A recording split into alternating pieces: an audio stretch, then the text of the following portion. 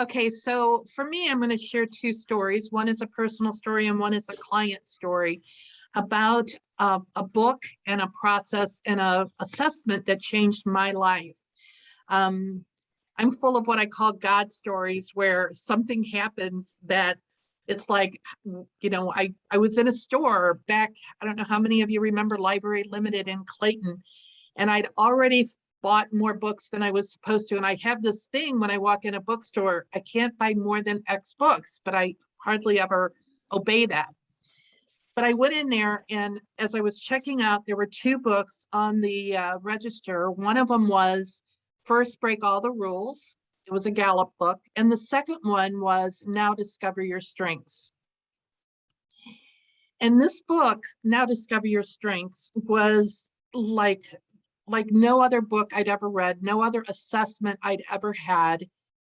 And I want to just share one of the things I've loved about the E4E community is out in the real world, we don't always talk about our vulnerabilities. We don't talk about our lack of confidence. And I'm blown away sometimes when our guys and gals share our insecurities, because many of us have them.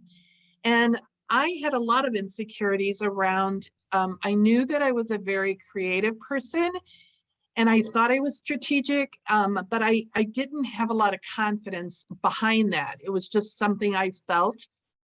And when I read the book, I found out, Now Discover Your Strengths, that my top 5 strengths were strategic and futuristic and activator and connectedness and input.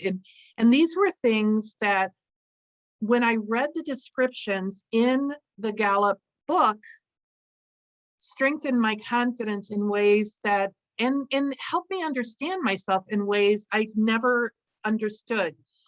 I'm the person, whoever was talking earlier, I think it was you, Karen Fox, about patience, or who was it? Somebody talking about patience. I've never been a particularly patient person. And if I'm in meetings and we're going to talk and not take action, I don't want to come back. I feel like it's a total waste of my time. And in reading this book, it literally said that activators want to make things happen. And it was like, oh, the strategic part was, I felt it gave credibility to the creativity. Yes, you can be creative, but if you don't have strategy behind it, what good is it really? So for me, this was changing my DNA, I'm going to say. It changed how I looked at myself, and it changed how I felt about myself. So along the way, I recommended this book all the time to people. In fact, at Gateway to Dreams right now, one of our board members, Debbie Josendale, is a certified Gallup coach. And we just used this assessment for our board members and found out that we have only one executor with more than, when you look at their, I don't remember, is it 31? There's 31 different strengths, I think, but how many of them lie in what areas? And one member has a lot in execution. Well, all of us need execution. I have one area in my top 10 or my top 5, I can't remember now, that is an execution, but it's important for our businesses that someone is an executor. And so it's not just a personal book, it's a book that for team building, I think is really important. But the story I want to share is about a client who actually already had a $65 million company. And what was happening in her business in part was her employees were talking about her lack of focus.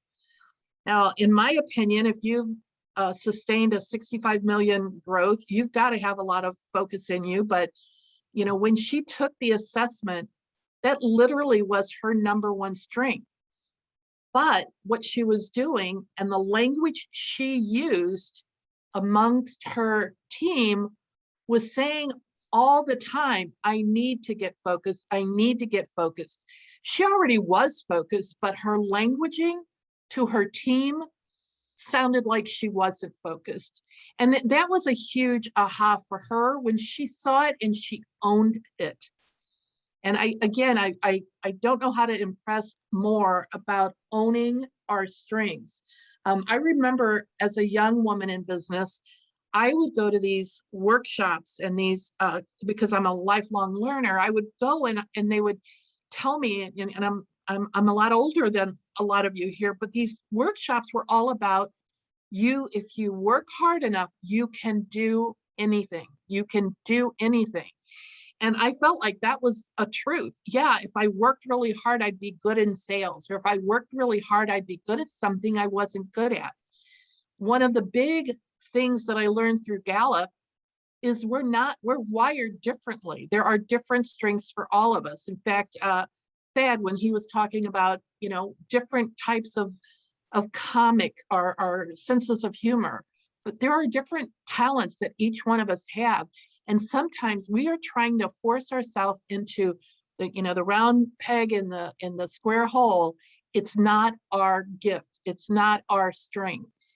And then it becomes part of, what do you hire out? What do you do with an area that you're weak in? Again, my whole being now is, don't try to get strong in areas you are naturally weak in. In fact, when I read the book, I didn't read, I don't know about you, but when you read a book and then you listen to it on audio, you might hear something that you didn't read.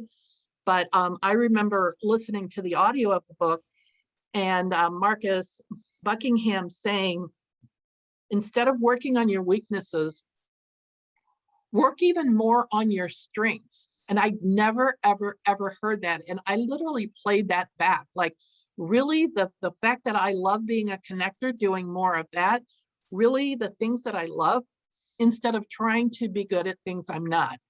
Now, my personal opinion is, hire out your weaknesses and live your strengths.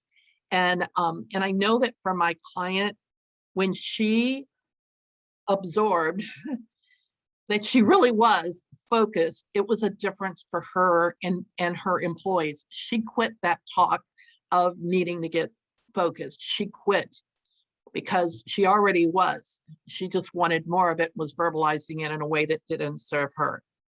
So this is not a long talk, but I'm hoping that it will strike somebody that you have the strengths that you have already within you, things to help you be even more successful.